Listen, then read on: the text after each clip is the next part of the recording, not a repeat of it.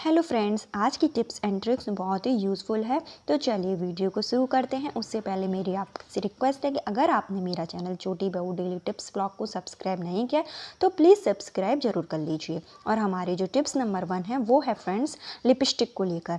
जो लिपस्टिक हो गई हो या कोई भी ब्यूटी प्रोडक्ट हो गया हो, जब हम उसको अप्लाई करते हैं और हमें वापस आकर अपना मेकअप को रिमूव करना होता है तो उसके लिए एक बहुत ही अच्छी सी टिप है कि फ्रेंड्स जब भी आपको लिपस्टिक हटाना हो तो आप ले लीजिए एक कच्चा आलू और इस तरीके से आप अपने लिप्स पर अप्लाई कीजिए। जब आप इस तरीके से लगाएंगे ना तो आप देखेंगे कि चाहे जितनी महंगी आपकी लिपस्टिक हो, कोई भी कंपनी की हो, वो बहुत ही ईजिली रिमूव हो जाती है। तो आप देख सकते हैं कि कितनी अच्छे से सारा लिपस्टिक का जो भी कलर था वो ना हमारे आलू में आकर चिपक गया है। ये बहुत अच्छा तरीका होता है और इससे कोई भी साइड इफ़ेक्ट नहीं है, क्योंकि जो आलू होता है वो नेचुरल ब्यूटी का काम करता है। तो आप देख सकते हैं कि मैंने जो लिपस्टिक लगाई थी वो पूरी अच्छी तरीके से क्लीन हो गई है। और इसी तरीके से अगर आपका कोई लाइनर हो, काजल हो, वो भी आपको रिमूव करना हो तो आप इसी तरीके से कर सकते हैं। कई बार होता है ना कि हमारे जो बच्चे होते हैं वो लिपस्टिक लगा देते हैं तो छूटती ही नहीं है। तो आप इस तरीके से करिए और आप कोई भी कंपनी की लीजिए, वो बहुत ही ईजीली आपके रिमूव हो जाएगी। तो चलिए चलते हैं अपनी नेक्स्ट टिप की तरफ। तो फ्रेंड्स, हमारी जो नेक्स्ट टिप है वो तो बहुत ही यूज़फुल है सभी लेडीज़ के लिए।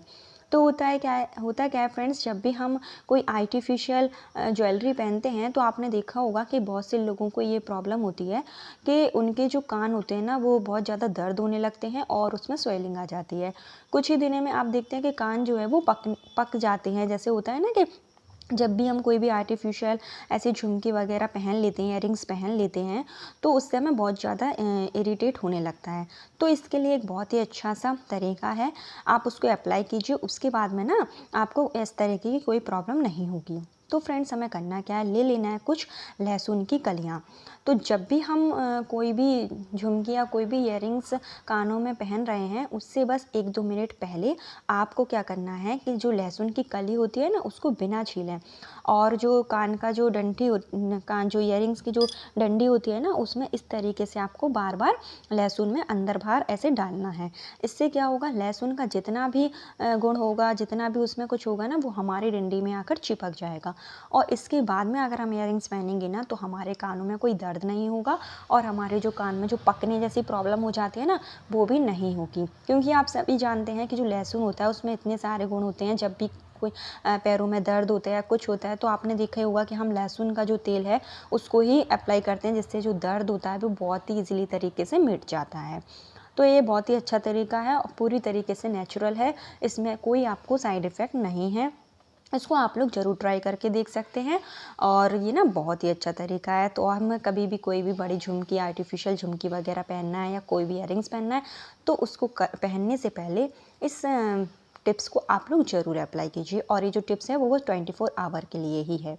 तो चलिए चलते हैं अपनी नेक्स्ट टिप के लिए। हमारी जो नेक्स्ट टिप है वो है फ्रेंड्स इस तरीके के जो हेडफोन का जो पैकेट होता है ना जिसमें हेडफोन आता है, और उसको आपने देखा होगा कि उसका जो होता है कवरिंग वाला पार्ट वो बहुत ही ज़्यादा इतना हार्ड होता है कि वो खुलता ही नहीं है। उसमें इतनी अच्छे से एयर टाइट बैग होता है ये, इसमें कोई भी हवा जो है वो अंदर नहीं जा पाती है। तो इसको हमें फेंकना नहीं है, इसका बहुत ही अच्छा सा यूज़ है। तो हमें करना क्या है फ्रेंड्स, जब भी हमारे पास इस तरीके के जो आर्टिफिशियल झुमकी होते हैं जो कि कॉपर बेस होते हैं, तो क्या होता है कि कुछ टाइम तक अपन इनको ऐसे ही रख देते हैं ना जिससे कि ये काले से पड़ जाते हैं। तो अगर हम इसको इस बैग में जो कि पूरी तरीके से एयर टाइट है उसमें अगर हम रखेंगे तो हमारे जो भी इयररिंग्स होंगे वो ना काले नहीं पड़ेंगे और काफ़ी लंबे टाइम तक बहुत ही अच्छे से रहती हैं। और ये एक बहुत अच्छा है, इसमें कहीं से भी हवा जो नहीं जा पाती है, कहीं भी इसको हैंग कर लीजिए। तो चलिए चलते अपनी नेक्स्ट टिप की तरफ।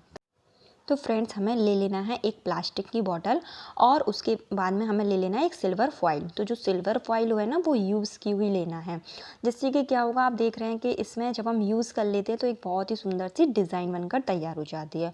और उस सिल्वर फॉइल को हमें इस तरीके से ना इसके ऊपर चढ़ा लेना है, जो बॉटल होती है ना उसके ऊपर। तो इसमें आप देख रहे हैं कि कितनी सुंदर सी डिज़ाइन बनकर तैयार हो गई है। और जो सिल्वर फॉइल होती है वो ईजीली आपकी इसमें चिपक भी जाएगी।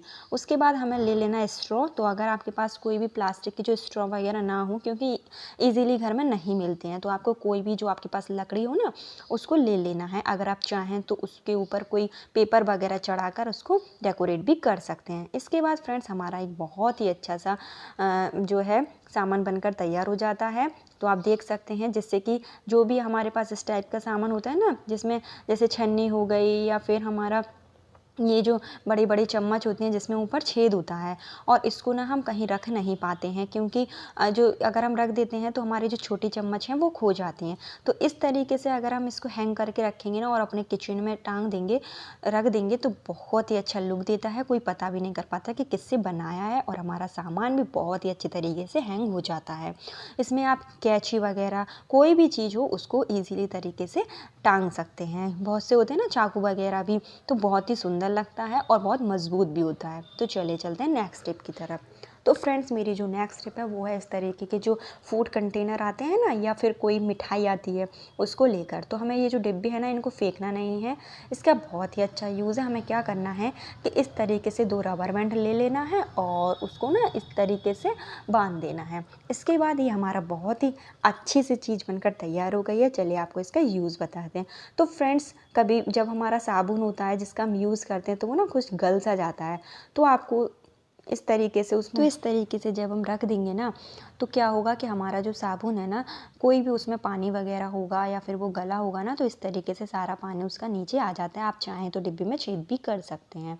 और इसी तरीके से आपका जो स्कॉच ब्राइट हो या गूंजा हो जिससे आप बर्तन वगैरह धोते हो, कोई भी ब्रश हो गया हो, इस तरीके से आप इसके ऊपर रख दीजिए। जितना भी इसमें पानी होगा वो निचोड़ कर सारा डिब्बे में नीचे आ जाएगा। तो ये बहुत ही अच्छी सी चीज़ है। तो चलिए अब चलते हैं अपनी नेक्स्ट स्टेप की तरफ। तो फ्रेंड्स मेरी जो नेक्स्ट स्टेप है वो बहुत ही यूज़फुल है। तो हमारे घर पर जब इस टाइप से कोई भी मंजन के पैकेट हो गए हों या फिर कोई भी जो ट्यूब वगैरह होता है ना, जैसे कोई भी दवाई होती है, मूव वगैरह होती है, इसके जो ट्यूब होते हैं वो खाली हो जाते हैं और हम इन ट्यूब को फेंक देते हैं। तो इनको फेंकिए नहीं, इनका बहुत ही अच्छा सा यूज़ है। तो चलिए मैं आपको बताती हूँ कि हमें करना क्या है। तो फ्रेंड्स सबसे पहले तो हमें करना क्या है कि इनको ना अच्छे से इनकी कटिंग कर लेना है। तो जो कटिंग है ना, हमें इनकी थोड़ा ऊपर के ही जो पार्ट है ना उससे ही करना है। जैसे आप देख रहे हैं कि मैं किस तरीके से इसकी कटिंग कर रही हूँ। तो जब हम इसकी इस तरीके की कटिंग कर लेंगे और उसके बाद में हमें क्या करना है, जो ऊपर वाला हिस्सा है ना उसको हमें अभी हटा देना है। बस जो नीचे जो हमने कटिंग किया था उसको रखना है और उसको ना अच्छे से धो लेना है। तो अभी आप देख रहे हैं कि मैंने उसको धोकर अच्छे से साफ़ कर लिया है। और आप इजीली अगर सादा पानी से भी धोएंगे ना तो ये बहुत ही अच्छे से साफ़ हो जाता है। तो चलिए फ्रेंड्स इसके बाद आपको मैं इसका यूज़ बताती हूँ कि हमें किस तरीके से इसको यूज़ करना है।